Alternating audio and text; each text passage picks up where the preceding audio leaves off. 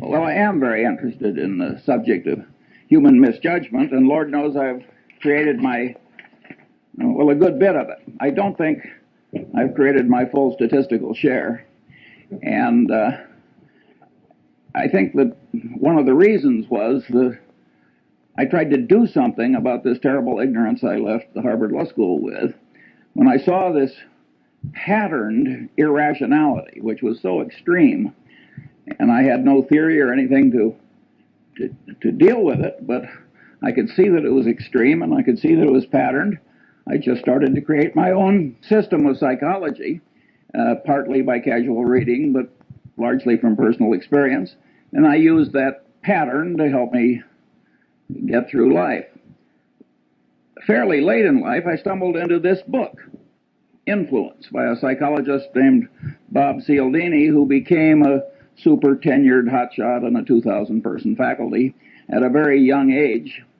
And he wrote this book, which has now sold 300,000 copies, which is remarkable for it's an academic book aimed at a popular audience.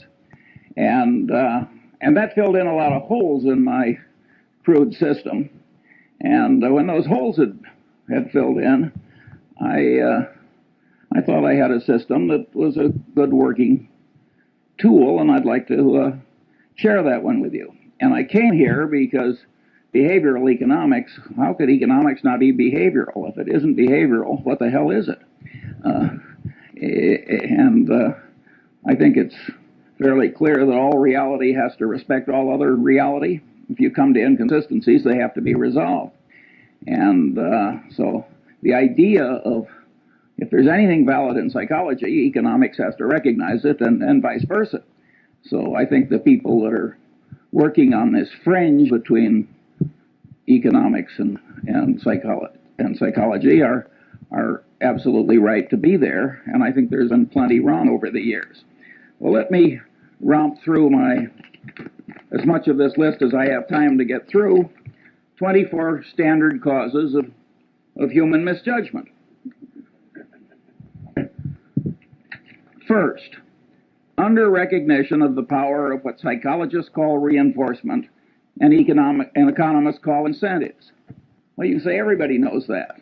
Well, I think I've been in the top 5% of my age cohort all my life in understanding the power of incentives, and all my life I've underestimated it.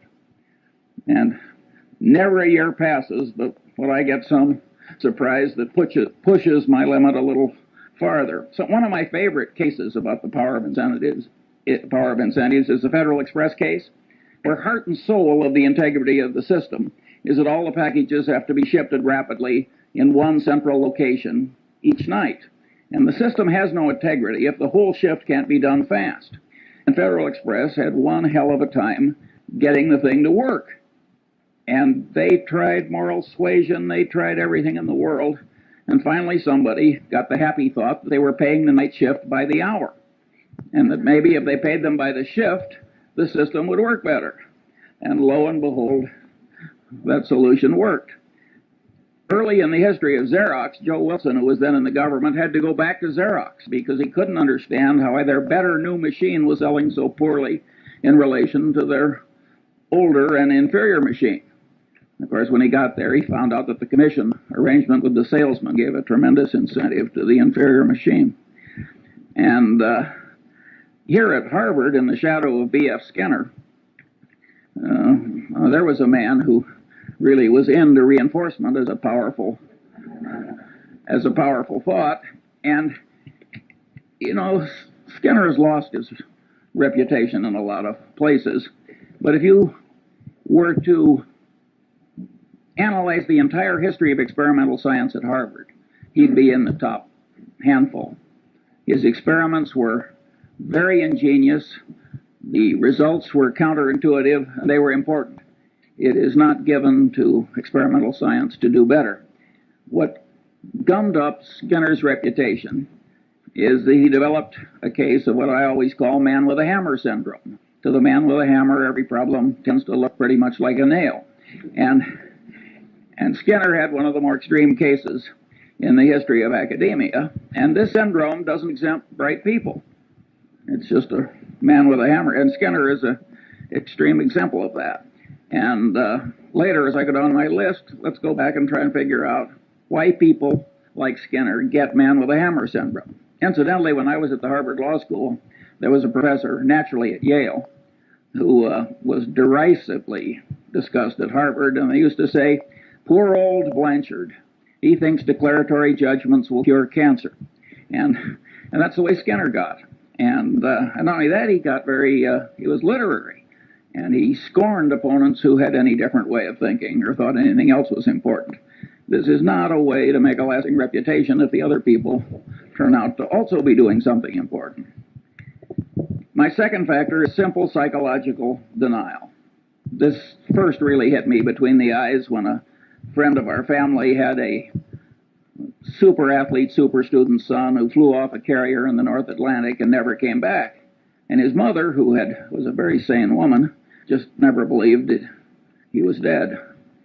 And of course, if you turn on the television, you find the mothers of the most obvious criminals that man could ever diagnose, and they all think their sons are innocent. Simple psychological denial. The reality is too painful to bear, so you just distort it until it's bearable. We all do that to some extent, and it's a common psychological misjudgment that causes terrible problems.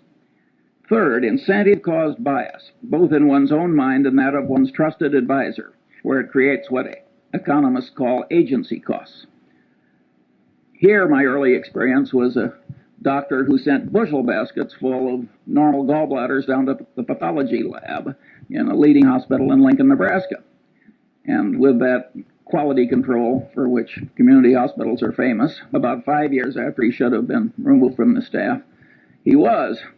And one of the old doctors who participated in the removal was also a family friend. And I asked him, I said, tell me, did he think here's a way for me to exercise my talents? This guy was very skilled, technically, and make a high living by doing a few maimings and murders every year, along with some frauds? And he said, hell no, Charlie.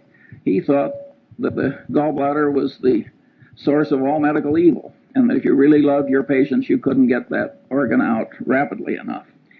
Now, that's an extreme case, but in lesser strength, it's present in every profession and in every human being. And it causes perfectly terrible behavior. If you take sales presentations of brokers of commercial real estate and businesses, I'm 70 years old. I've never seen one I thought was even within hailing distance of objective truth. And if you want to talk about the power of incentives and the power to rationalize terrible behavior, after the Defense Department had enough experience with cost plus percentage of cost contracts, the reaction of our republic was to make it a crime for the federal government to write one. And not only a crime, but a felony. And by the way, the government's right. But a lot of the way the world is run, including most law firms and a lot of other places, they've still got a cost plus percentage of cost system. And human nature, with its version of what I call incentive-caused bias, causes this terrible abuse. And many of the people who are doing it, you would be glad to have marry into your family compared to what you're otherwise going to get. Now, there are huge implications from the fact that human mind is put together this way, and that is that people who create things like cash registers, which make misbehavior hard, are some of the effective saints of our civilization. And the cash register was a great moral instrument when it was created, and Patterson knew that, by the way. He had a little store, and the people were stealing him blind and never made any money, and people sold him a couple of cash registers, and it went to profit immediately. And of course, he closed the store and went into the cash register business, and with results which are so this is a huge important thing. If you read the psychology text, you will find that if they're 1,000 pages long, there's one sentence. Somehow incentive-caused bias has escaped the standard survey course in psychology. Fourth, and this is a superpower in error-causing psychological tendency, Bias from consistency and commitment tendency, including the tendency to avoid or promptly resolve cognitive dissonance. Includes the self-confirmation tendency of all conclusions, particularly expressed conclusions, and with a special persistence for conclusions that are hard-won. But what I'm saying here is that the human mind is a lot like the human egg. And the human egg has a shut-off device. When one sperm gets in, it shuts down so the next one can't get in. The human mind has a big tendency of the same sort. And here again, it doesn't just catch ordinary mortals, it catches the deans of physics. According to Max Planck, the really innovative, important new physics was never really accepted by the old guard. Instead, a new guard came along that was less brain-blocked by its previous conclusions. And if Max Planck's crowd had this consistency and commitment tendency that kept their old conclusions intact in spite of disconfirming evidence, you can imagine what the crowd that you and I are part of behaves like. And of course, if you make a public disclosure of your conclusion, you're pounding it in to your own head.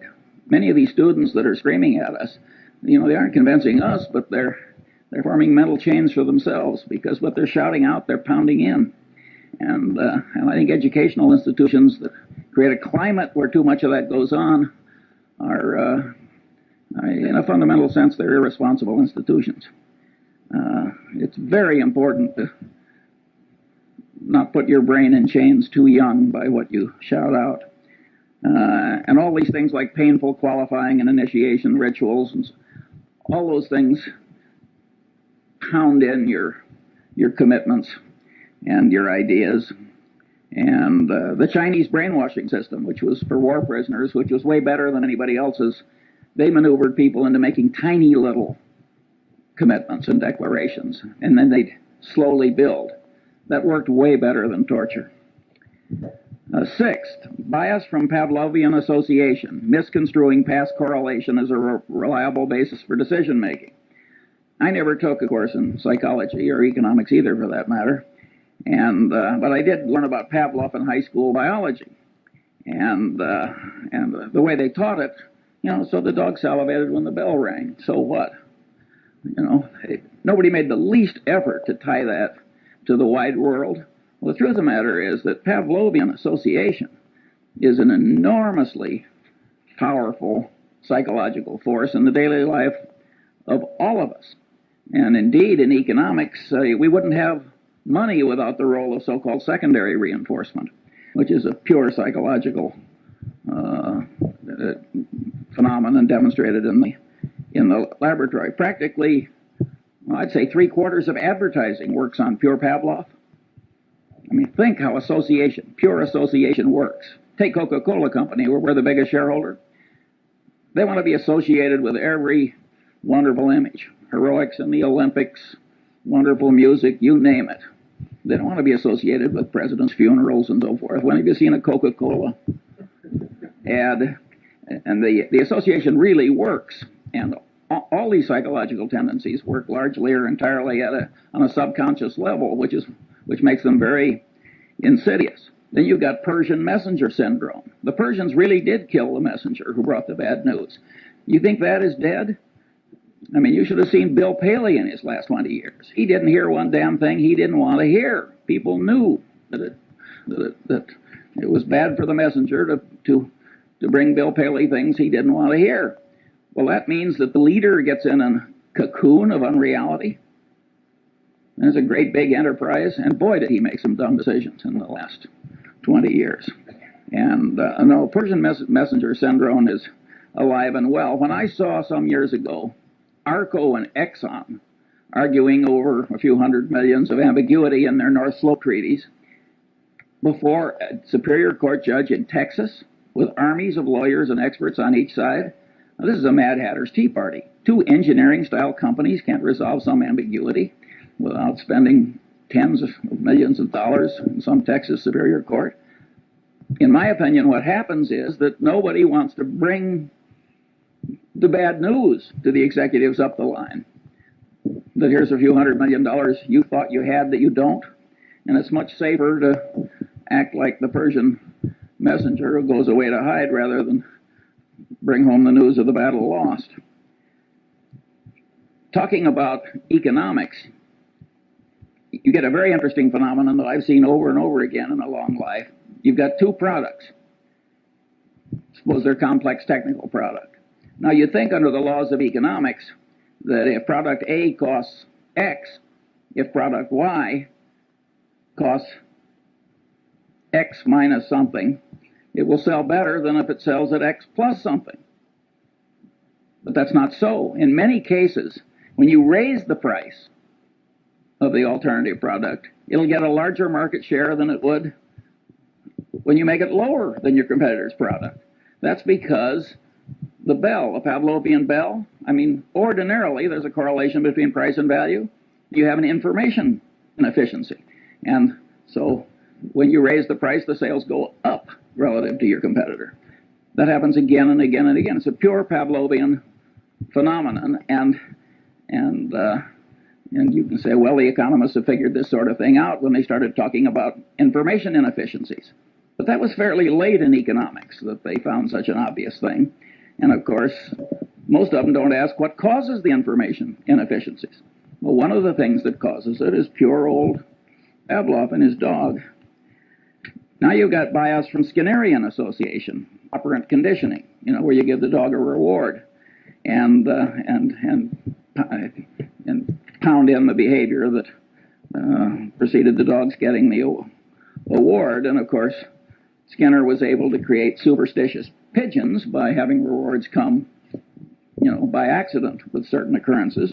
And of course, we all know people who are the human equivalents of superstitious pigeons. That's a very powerful phenomenon. And of course, operant conditioning really works. I mean, the people in the center who think that operant conditioning is important are very much right. It's just that the Skinner overdid it a little. Where you see in business just perfectly horrible results from psychologically rooted tendencies is in accounting. If you take Westinghouse, which blew what, $2 or $3 billion pre-tax at least, loaning developers to build hotels and virtually 100% loans. Now you say any idiot knows that there's one thing you don't like, it's a developer, and another you don't like, it's a hotel. And to make 100% loan to a developer who's going to build a hotel, but this guy, he probably was an engineer or something, and he didn't take psychology any more than I did, and he got out there in the hands of these slick salesmen operating under their version of incentive cost bias, where any damn way of getting Westinghouse to do it was considered normal business, and they just blew it. That would never have been possible if the accounting system hadn't been such that for the initial phase of every transaction, it showed wonderful financial results. So people who have loose accounting standards are just inviting perfectly horrible behavior in other people. And it's a sin. It's an absolute sin. If you carried bushel baskets full of money through the ghetto and made it easy to steal, that would be a considerable human sin, because you'd be causing a lot of bad behavior, and the bad behavior would spread. Similarly, an institution that gets sloppy accounting commits a real human sin, and it's also a dumb way to do business, as Westinghouse has so wonderfully proved. Oddly enough, nobody mentions, at least nobody I've seen, what happened with Joe Jett and Kidder Peabody. The truth of the matter is the accounting system was such that by punching a few buttons, the Joe Jetts of the world could show profits, and profits that showed up in things that resulted in rewards and esteem and every other thing that human being. Well, the Joe Jetts are always with us, and they're not really to blame, in my judgment at least. But that bastard who created that foolish accounting system, who, so far as I know, has not been flayed alive, ought to be. Seventh, bias from reciprocation tendency, including the tendency of one in a role to act as other persons expect.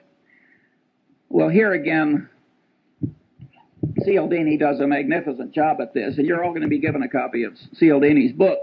And if you have half as much sense as I think you do, you will immediately order copies for all of your children and several of your friends. You will never make a better investment. It is so easy to be a patsy for what he calls the compliance practitioners of this life. And but at any rate, reciprocation tendency is a very, very powerful phenomenon. And Cialdini demonstrated this by running around a campus, and he asked people to take juvenile delinquents to the zoo. And it was a campus, and so 1 in 6 actually agreed to do it.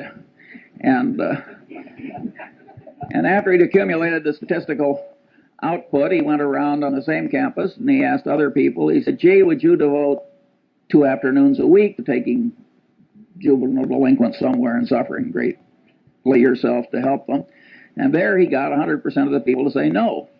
But after he made the first request, he backed off a little. He said, well, would you at least take them to the zoo 1 afternoon? He raised the compliance rate from 1/3 to 1/2. He got 3 times the success by just going through the little ask for a lot and back off. Now, if the human mind on a subconscious level can be manipulated that way, and you don't know it, well, I always use the phrase, you're like a one-legged man in an ass-kicking contest. You are really giving a lot of quarter to the external world that you can't afford to give. And on this so-called role theory, where you tend to act in the way that other people expect, that's reciprocation if you think about the way society is organized. And a guy named Zimbardo had people at Stanford divide into 2 pieces. One were the guards and the other were the prisoners. And they started acting out roles as people expected. He had to stop the experiment after about 5 days. He was getting into human misery and breakdown and pathological behavior. I mean, it was awesome. However, Zimbardo is greatly misinterpreted. It's not just reciprocation tendency and role theory that caused that. It's consistency and commitment tendency. Each person, as he acted as a guard or a prisoner, the action itself was pounding in the idea. Wherever you turn, this consistency and commitment tendency is affecting you. In other words, what you think may change what you do, but perhaps even more important, what you do will change what you think. And you can say everybody knows that. I want to tell you I didn't know it well enough early enough. 8. Now this is a Lollapalooza, and Henry Kaufman wisely talked about this. Bias from over-influence by social proof, that is, the conclusions of others, particularly under conditions of natural uncertainty and stress. And here, one of the cases the psychologist used is Kitty Genovese, where all these people, I don't know, 50, 60, 70 of them just sort of sat and did nothing while she was slowly murdered.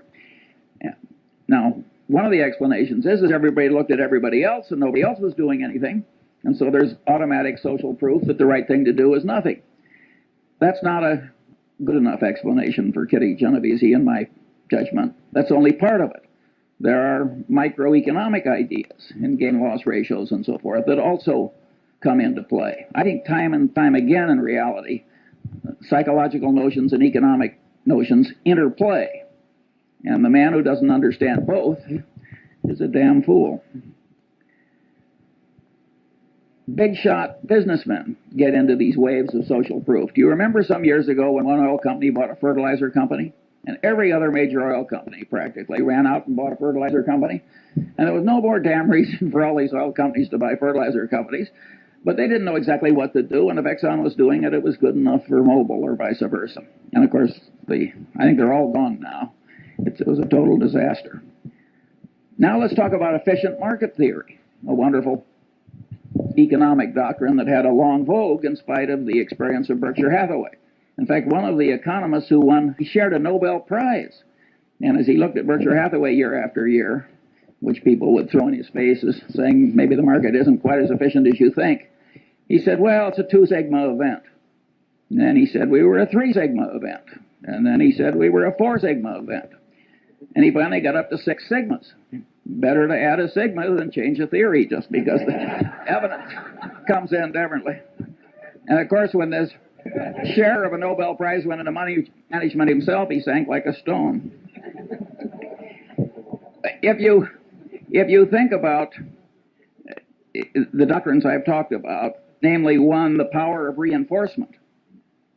After all, you do something and the market goes up and you get paid and rewarded and applauded and what have you. You're getting a lot of reinforcement if you make a bet in a market and the market goes with you. Also, there's social proof. I mean, the prices in the market are the ultimate form of social proof, reflecting what other people think. And so the combination is very powerful. Why would you expect general market levels to always be totally efficient? Say even in 1973-4 at the pit, or in 1972 or whatever it was when the Nifty 50 were in their heyday. If these psychological notions are correct, you would expect some waves of irrationality, which carry general levels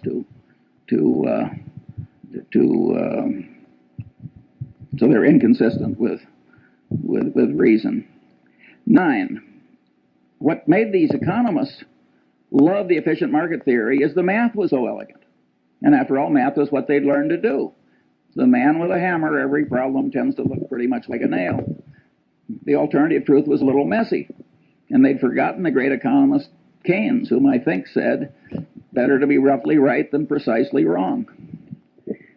9. Bias from contrast cause distortions of sensation, perception, and cognition. Here, the great experiment that Cialdini does in his class is he takes 3 buckets of water. One's hot, one's cold, and one's room temperature.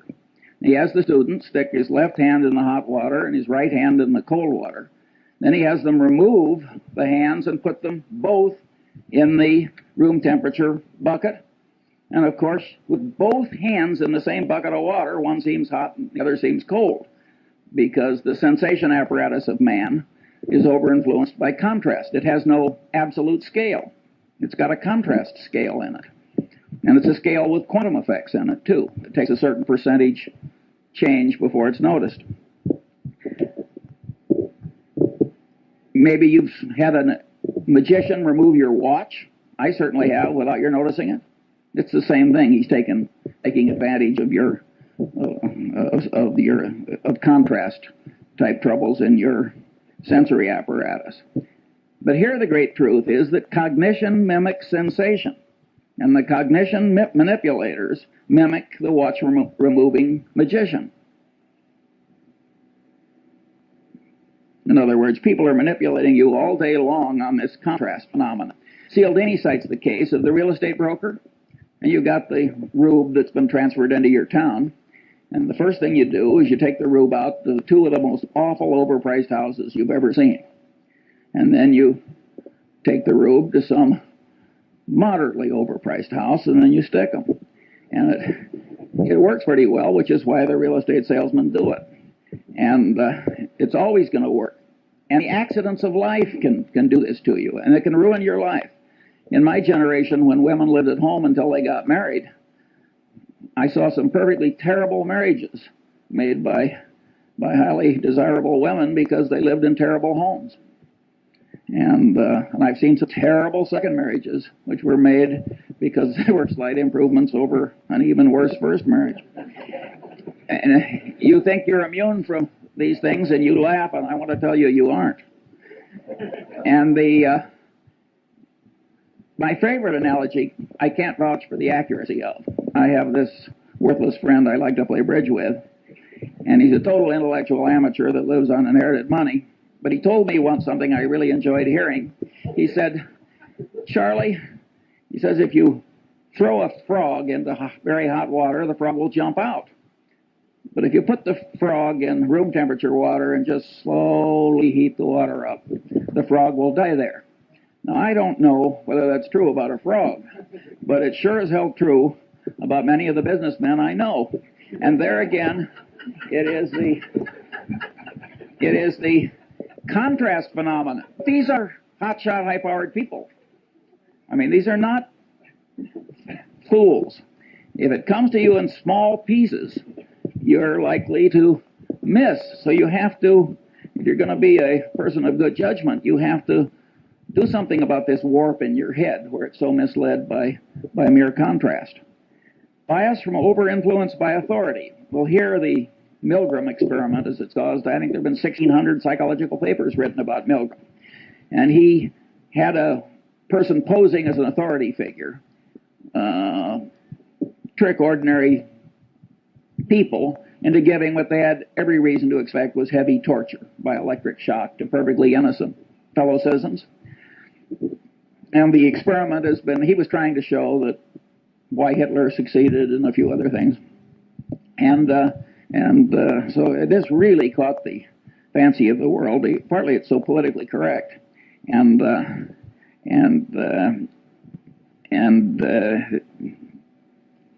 over-influenced by authority has another you'll like this one. You got a pilot and a co-pilot. The pilot is the authority figure.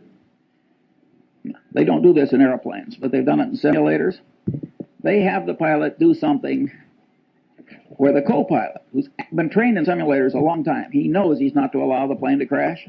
They have the pilot to do something where an idiot co-pilot would know the plane was going to crash, but the pilot's doing it and the co-pilot is sitting there and the pilot is the authority figure. 25% of the time the plane crashes. I mean, this is a very powerful psychological tendency. It's not quite as powerful as some people think, and I'll get to that later. 11, bias from deprival superreaction syndrome, including bias caused by present or threatened scarcity, including threatened removal of something almost possessed but never possessed. Here I took the Munger dog, lovely, harmless dog.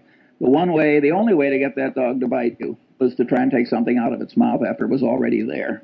And any of you who've tried to do takeaways in labor negotiations will know that a human version of that dog is there in all of us. And I had a predecessor on a little island where I have a house, and his next door neighbor put a little pine tree in that was about 3 feet high, and it turned his 180-degree view of the harbor into 179 3/4. Well, they had a blood feud like the Hatfields and McCoys, and it went on and on and on. And I mean, people are really crazy about minor decrements down.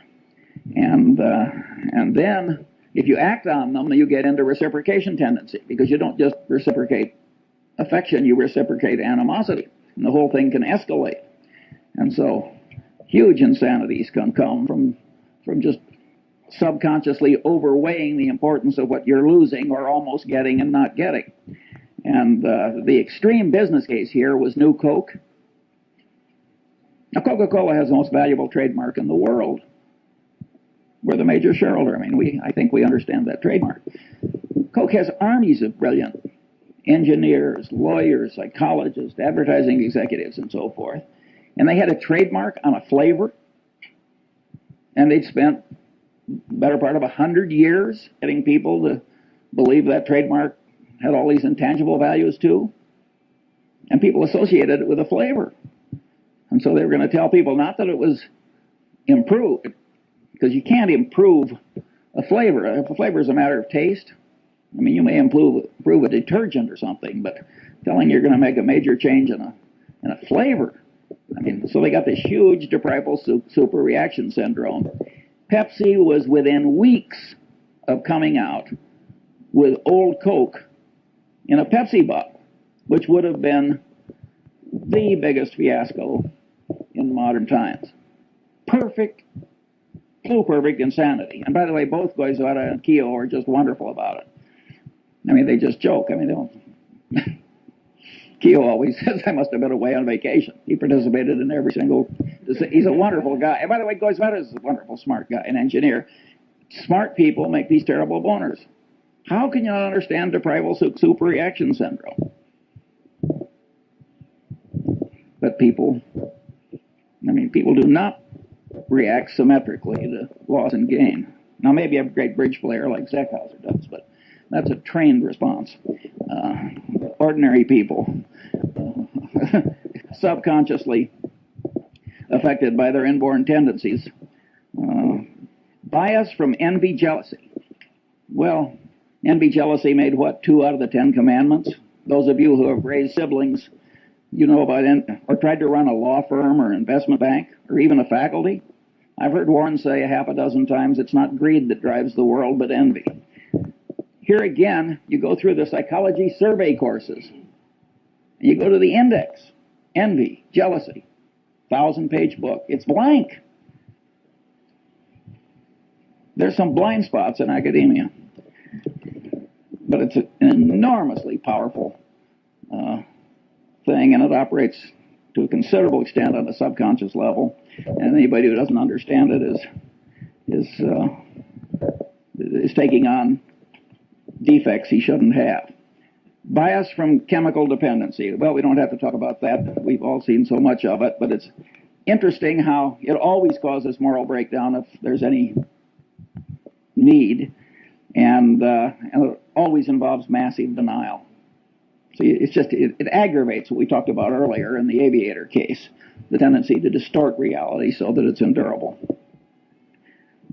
Bias from misgambling compulsion.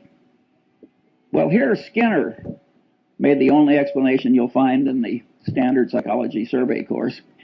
He, of course, created a variable reinforcement rate for his pigeons, his mice, and he found that would pound in the behavior better than any other reinforcement pattern. And he says, aha, I've explained why gambling is such a powerful, addictive force in a civilization. I think that is, to a very considerable extent, true. But being Skinner, he seemed to think that was the only explanation. But the truth of the matter is that the devisers of these modern machines and techniques know a lot of things that Skinner didn't know. For instance, a lottery. You have a lottery where you get your number by lot, and then somebody draws a number by lot. It gets lousy play. You get a lottery where people get to pick their number, get big play. Again, it's this consistency and commitment thing. People think that if they've committed to it, it has to be good. And the minute they've picked it themselves, it gets an extra validity. After all, they thought it and they acted on it. And then if you take slot machines, you get bar, lemon. That happens again and again and again. You get all these near misses. Well, that's deprival superreaction syndrome. And boy, do the people who create the machines understand human psychology. And if you got, for the high IQ crowd, they've got poker machines where you make choices. So you can play blackjack, so to speak, with the machine. It's wonderful what we've done with our computers to ruin a civilization. And but anyway, misgambling compulsion is a very, very powerful and important thing. Look at what's happening to our country. Every Indian reservation, every river town, and look at the people who are ruined by it with the aid of their stockbrokers and others. And again, if you look in the standard textbook of psychology, you'll find practically nothing on it except maybe one sentence talking about Skinner's rats. That is not an adequate coverage of the subject. Bias from liking distortion, including the tendency to especially like oneself, one's own kind, and one's own idea structures, and the tendency to be especially susceptible to being misled by someone liked. Disliking distortion, bias from that. The reciprocal of liking distortion, and the tendency not to learn appropriately from someone disliked. Well, here again, we've got hugely powerful tendencies, and if you look at the wars in part of the Harvard Law School as we sit here, you can see that very brilliant people get into this almost pathological behavior. And these are very, very powerful, basic, subconscious psychological tendencies, or at least partly subconscious. Now let's get back to B.F. Skinner, man with a hammer syndrome revisited. Why is man with the hammer syndrome always present? Well, if you stop to think about it, it's incentive-caused bias. His professional reputation is all tied up with what he knows. He likes himself and he likes his own ideas. And he's expressed them to other people, consistency and commitment tendency. I mean, you got 4 or 5 of these elementary psychological tendencies combining to create this man with a hammer syndrome. And once you realize that you can't really buy your thinking done, partly you can, but largely you can't in this world, you have learned a lesson that's very useful in life. George Bernard Shaw said, and had a character say in The Doctor's Dilemma, in the last analysis, every profession is a conspiracy against the laity. But he didn't have it quite right, because it isn't so much a conspiracy as it is a subconscious psychological tendency. The guy tells you what is good for him. And he doesn't recognize that he's doing anything wrong any more than that doctor did when he was pulling out all those normal gallbladders. And he believes that his own idea structures will cure cancer. And he believes that the demons that he's the guardian against are the biggest demons and the most important ones. And in fact, they may be very small demons compared to the demons that you face. So you're getting your advice in this world from your paid advisor with this huge load of ghastly bias. And woe to you. There are only two ways to handle it. You can hire your advisor and then just apply a windage factor, like I used to do when I was a rifle shooter. I just adjust for so many miles an hour of wind. Or you can learn the basic elements of your advisor's trade. You don't have to learn very much, by the way, because you learn just a little, and then you can make him explain why he's right. And those two tendencies will take part of the warp out of the thinking you've tried to hire done. By and large, it works terribly. I have never seen a management consultant's report in my long life that didn't end with the following paragraph: what this situation really needs is more management consulting. Never once. I always turn to the last page. Of course, Berkshire Hathaway doesn't hire them, so I only do this on sort of a voyeuristic basis. Sometimes I'm in a nonprofit where some idiot hires one.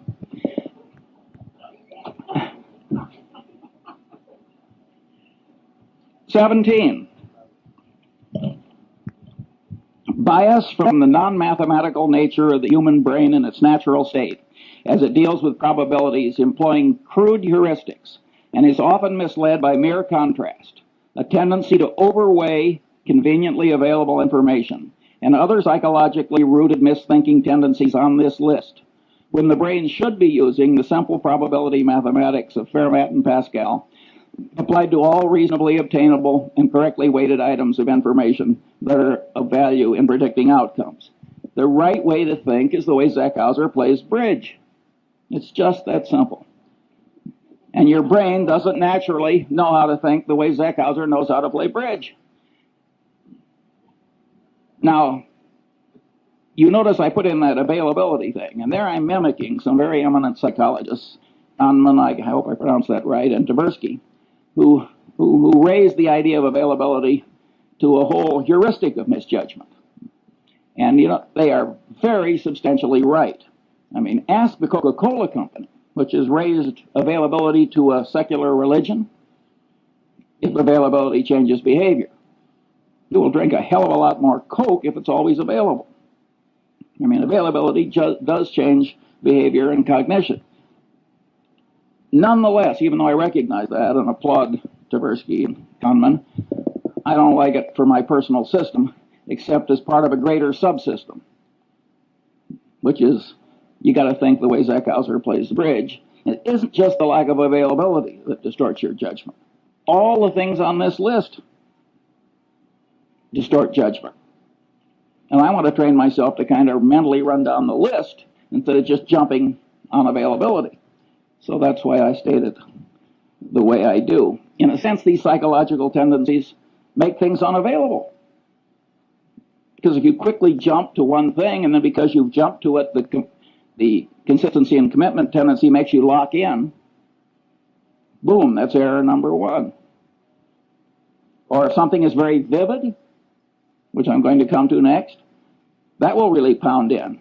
And the reason that the thing that really matters is now unavailable, and what's extra vivid wins, is, I mean, the extra vividness creates the unavailability. So I think it's much better to have a whole list of things that cause you to be less like Zeckhauser than it is just to jump on one factor. Here, I think we should discuss John Gutfriend.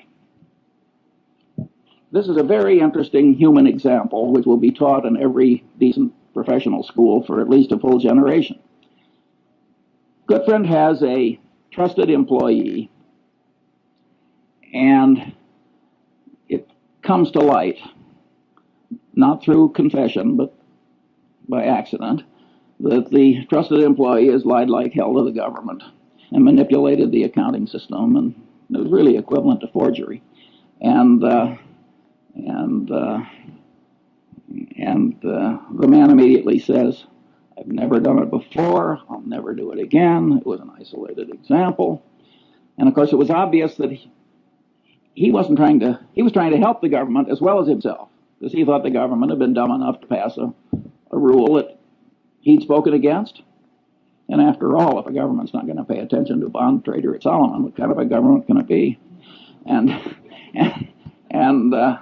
But at any rate, and this guy has been part of a little clique that has made, well, way over $1 billion for Solomon in the very recent past.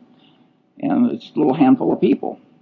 And so there are a lot of psychological forces at work. And you know the guy's wife, and he's right in front of you, and there's human sympathy, and he's sort of asking for your help, which is a form which encourages reciprocation, and there are all these psychological tendencies are working, plus the fact he's part of a group that made a lot of money for you. At any rate, Goodfriend does not cashier the man. And of course, he had done it before, and he did do it again. Well, now you look as though you almost wanted him to do it again. Or God knows what you look like, but it isn't good. And that simple decision destroyed John Goodfriend. And it's so easy to do. Now let's think it through like the bridge player, like Zeckhauser. You find an isolated example of a little old lady in the Seas Candy Company, one of our subsidiaries, getting into the till. And what does she say? "I never did it before. I'll never do it again. This is going to ruin my life. Please help me." And you know her children and her friends, and she's been around 30 years, and standing behind the candy counter with swollen ankles, and you're an old lady. It isn't that glorious a life. And you're rich and powerful, and there she is. "I never did it before. I'll never do it again." Well, how likely is it that she never did it before?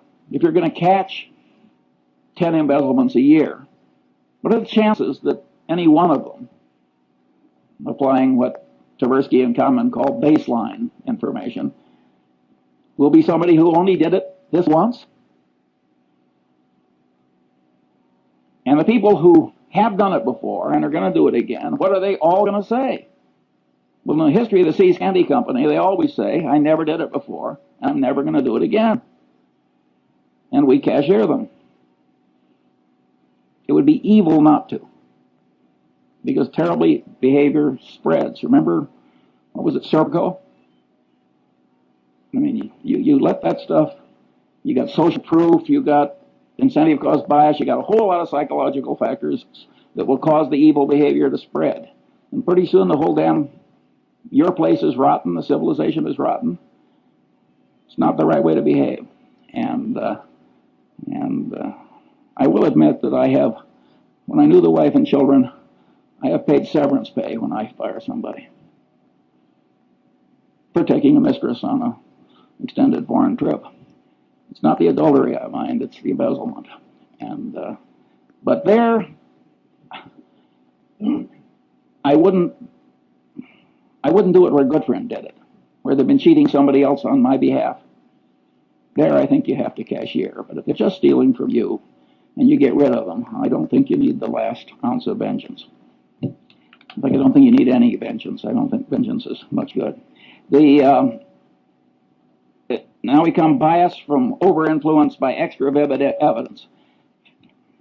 Here's one. I'm at least $30 million poorer as I sit here giving this little talk, because I once bought 300 shares of a stock, and the guy called me back and said, "I've got 1,500 more." I said, "Will you hold it for 15 minutes while I think about it?" And the CEO of this company, I have seen a lot of vivid peculiarities in a long life, but this guy set a world record. I'm talking about the CEO, and I just misweighed it.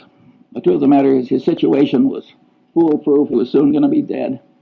I turned down the extra 1,500 shares, and it's now cost me $30 million, and that's life in the big city. You know, it wasn't something where stock was generally available.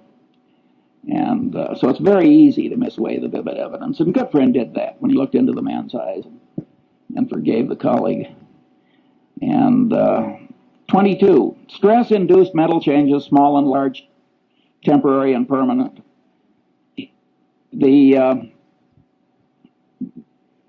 I've skipped one.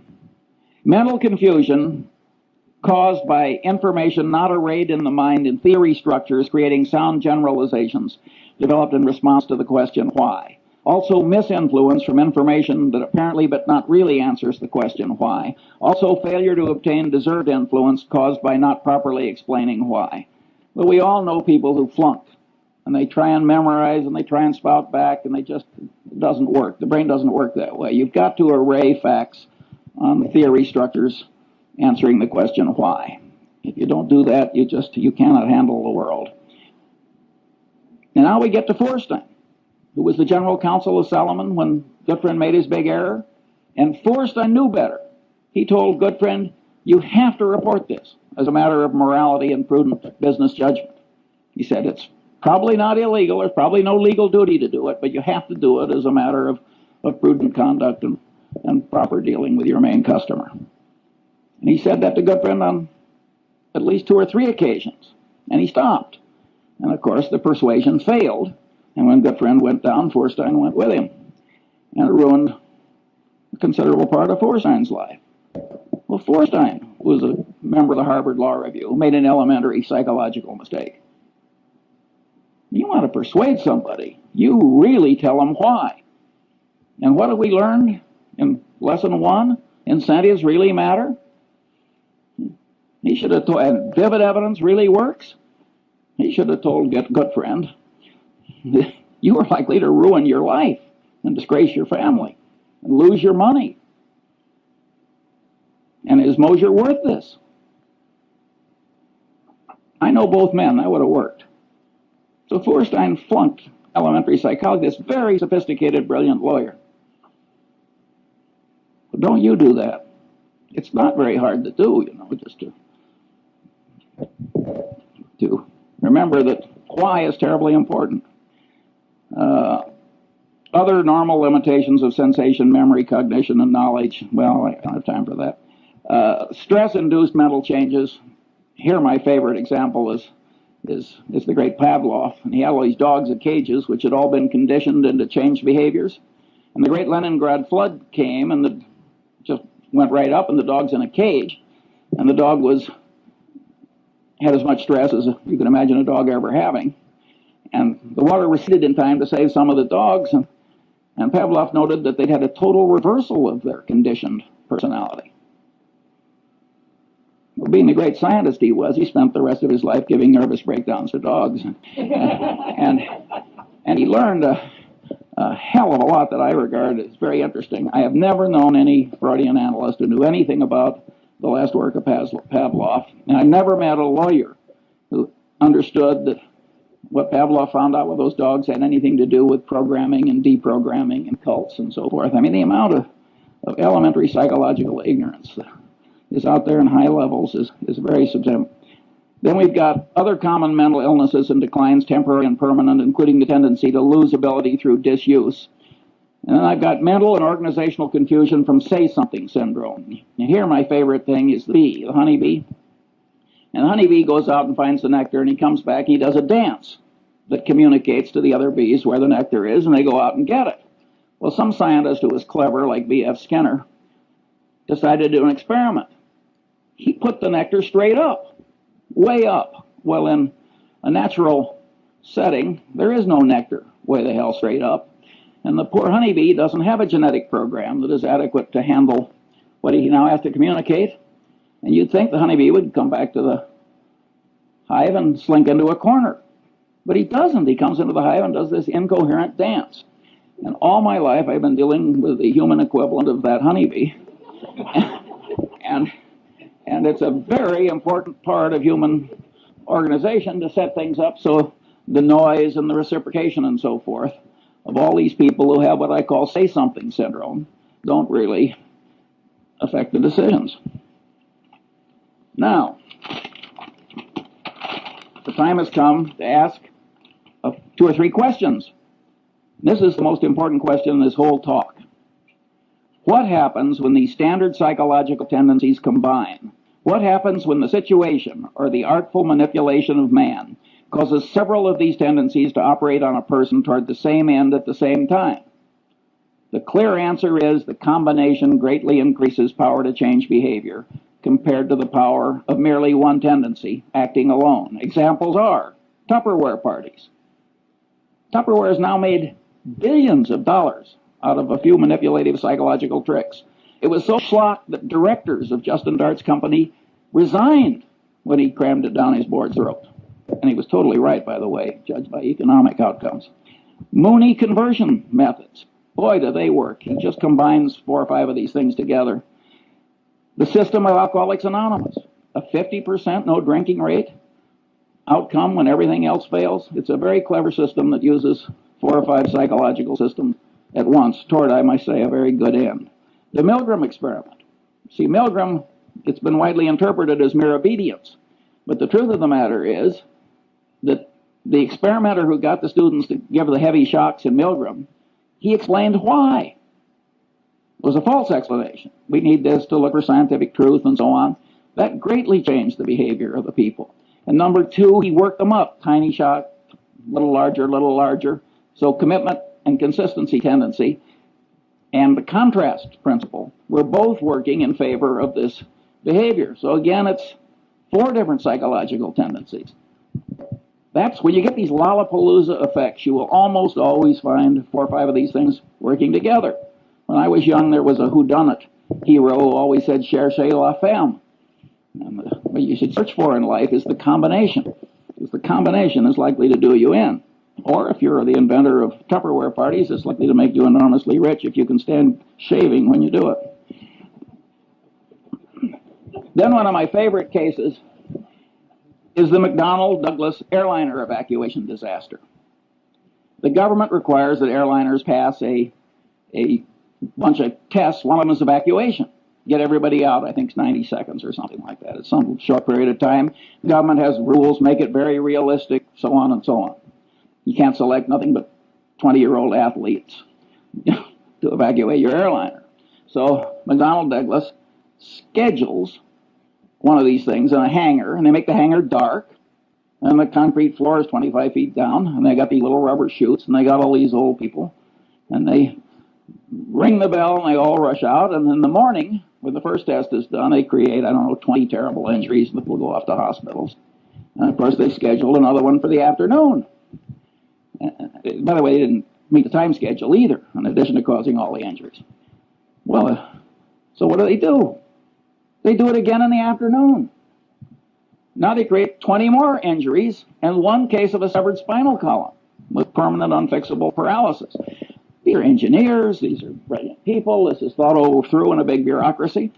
Again, it's a combination of a tendency. Authorities told you to do it. He told you to make it realistic. You've decided to do it. You've decided to do it twice. Incentive cost bias. If you pass, you save a lot of money. You've got to jump this hurdle before you can sell your new airliner. Again, 3, 4, 5 of these things work together, and it turns human brains into mush. And maybe you think this doesn't happen in picking investments? If so, you're living in a different world than I am. Finally, the open outcry auction. The open outcry auction is just made to turn the brain into mush. You get social proof, the other guy is bidding, you get reciprocation tendency, you get deprivable superreaction syndrome, the thing is going away. I mean, it's just absolutely designed to manipulate people into idiotic behavior. Finally, the institution of the board of directors of a major human American company. Well, the top guy is sitting there. He's an authority figure. He's doing asinine things. You look around the board. Nobody else is objecting. Social proof, it's okay. Reciprocation tendency. He's raising the director's fees every year. He's flying you around in the corporate airplane to look at interesting plants or whatever the hell they do. And you go. And you really get extreme dysfunction as a corrective decision-making body in the typical American board of directors. They only act, again, the power of incentives, they only act when it gets so bad that it starts reflecting, making them look foolish or threatening legal liability to them. That's Munger's rule. I mean, there are occasional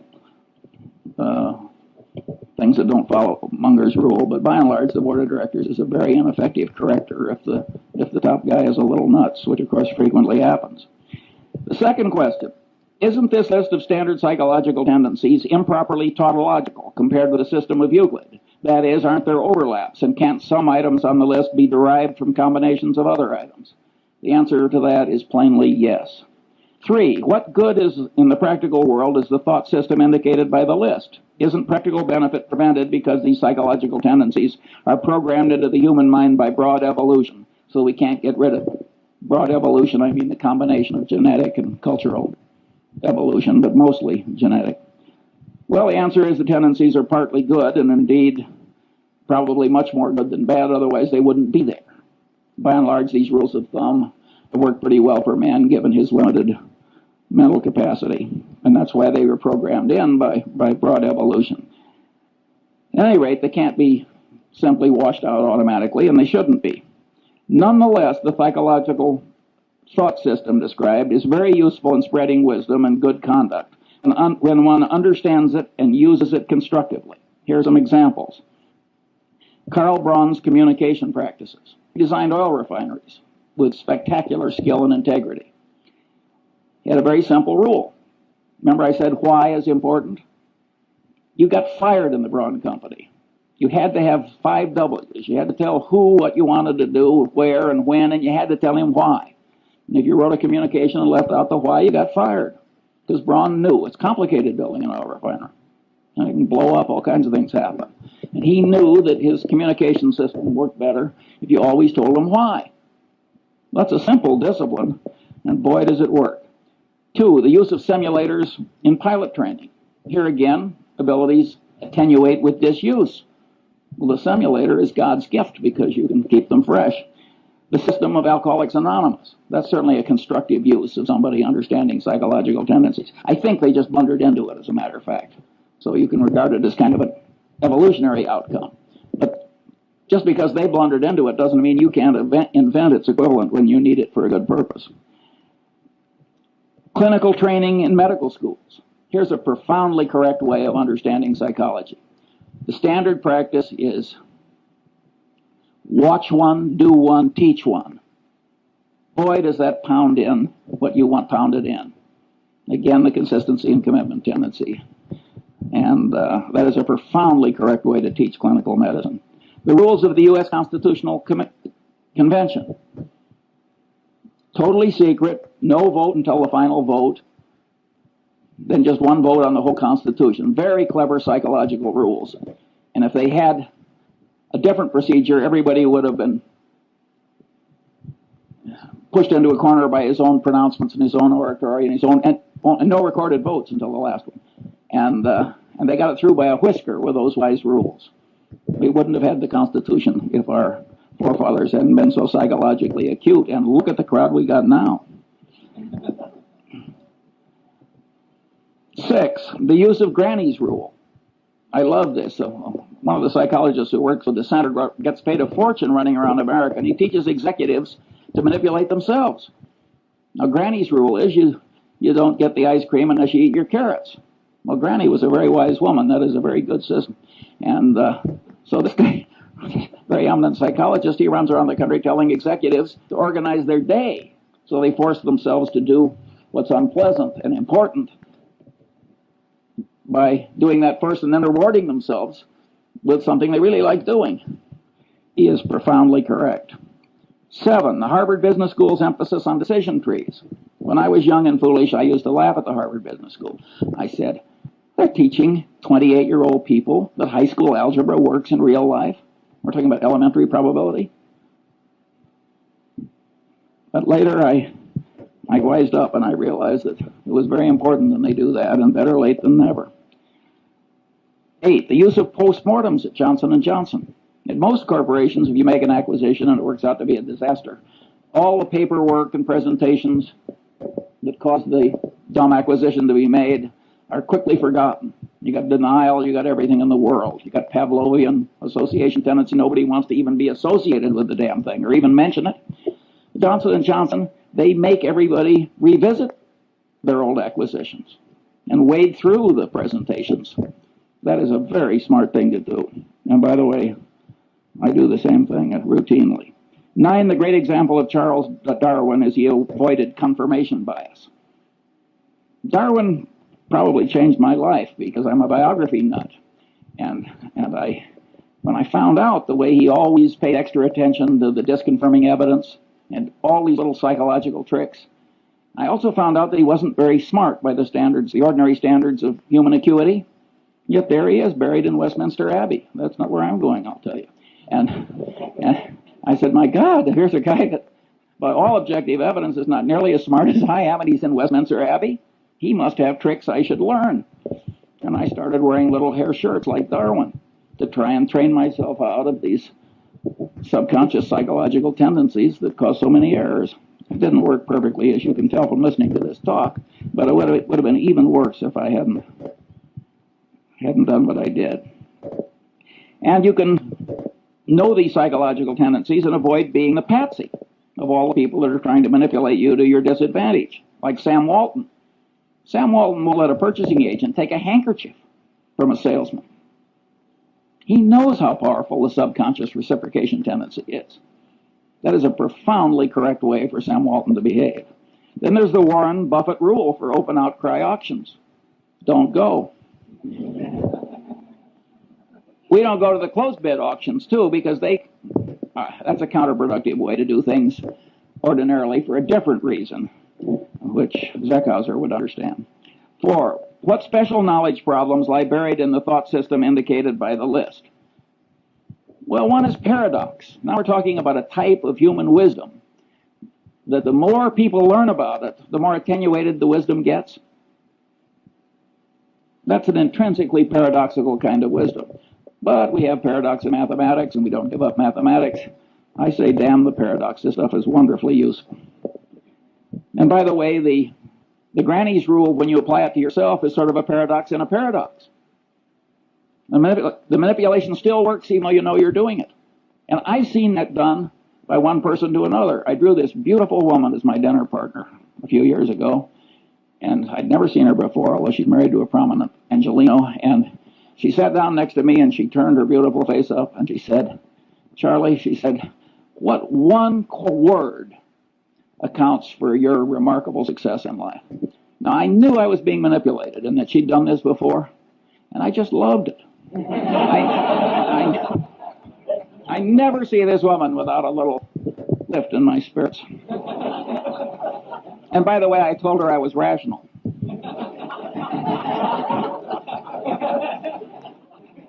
You'll have to judge yourself whether that's true. I may be demonstrating some psychological tendency I hadn't planned on demonstrating. How should the best parts of psychology and economics interrelate in an enlightened economist's mind? 2 views. That's the thermodynamics model. You can't derive thermodynamics from Newtonian gravity and laws of mechanics, even though it's a lot of little particles interacting. And here's this wonderful truth that you can sort of develop on your own, which is thermodynamics. And some economists, and I think Milton Friedman is in this group, but I may be wrong on that, sort of like the thermodynamics model. I think Milton Friedman, who has a Nobel Prize, is probably a little wrong on that. I think the thermodynamics analogy is overstrained. I think knowledge from these different soft sciences have to be reconciled to eliminate conflict. After all, there's nothing in thermodynamics that's inconsistent with Newtonian mechanics and gravity.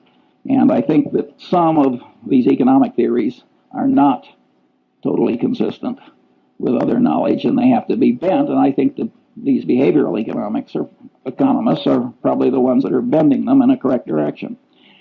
Now, my prediction is when the economists take a little psychology into account, that the reconciliation will be quite endurable. And here my model is the precession of the equinoxes.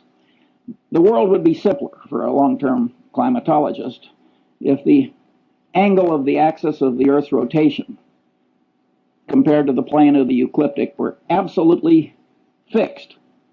But it isn't fixed. Over every 40,000 years or so, there's this little wobble, and that has pronounced long-term effects. Well, in many cases, what psychology is going to add is just a little wobble, and it will be endurable. Here I quote another hero of mine, who of course is Einstein, where he said, "The Lord is subtle but not malicious." And I don't think it's going to be that hard to bend economics a little to accommodate what's right in psychology. The final question is, if the thought system indicated by this list of psychological tendencies has great value not widely recognized and employed, what should the educational system do about it? I am not going to answer that one now. I like leaving a little mystery. Have I used up all the time, so there's no time for questions? I think that what we're going to do is we're going to borrow a little bit of time from the end of the day summary of questions, and we're going to move it and allocate it to Charles Munger. That's definitely the thing. So when we have questions for we'll ask other people questions mostly. By the way, the dean of the Stanford Law School is here today, Paul Brest, and he is trying to create a course at the Stanford Law School that tries to work stuff similar to this into worldly wisdom for lawyers, which I regard as a profoundly good idea, and he wrote an article about it, and you'll be given a copy along with Cialdini's book. Questions? Yeah. Yes, I presume there would be one curious man. And I have it, and I'll put it over there on the table, but don't take more than one because I didn't anticipate such a big crowd. And if we run short, I'm sure the center is up to making other copies. And yeah. Well, let me just ask one question. If I had listened to this talk, I might have thought that you were a psychologist. If I had listened to this talk, I might have thought that Charles Munger was a psychology professor operating in a business school. Every once in a while on a micro issue, you told us how you would have dealt with one of these issues, for example, with the unfortunate lady from Seas. But you didn't tell us how these tendencies affected you in what's probably the most important, or one of the most important elements of your success, which was deciding where to invest your money. And I'm wondering if you might relate some of these principles to some of your past decisions that way. Well, of course, an investment decision in the common stock of a company frequently involves a whole lot of factors interacting. Usually, of course, there's one big, simple model.